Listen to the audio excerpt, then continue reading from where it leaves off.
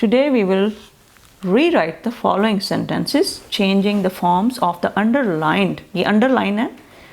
जब किसी चीज़ को underline करते हैं तो हम कहते हैं ये girl एक noun है, इसको हमने क्या किया हुआ है underline.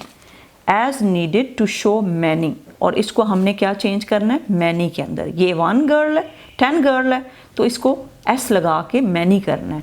ठीक है. There are 10 girls in my class. यहाँ पे s लिख देंगे, पूरा सेंटेंस लिखना है यहाँ पे. वैसे तो ये आपको खुद करना चाहिए, but I am giving you a little help in few sentences.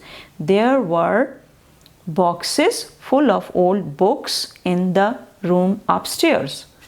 Gul put 3 cups of tea on the table. Alice put 4 sandwiches and 4 apples in the basket. 2 rabbits poked their noses out of the bush. SS लग जाएगा.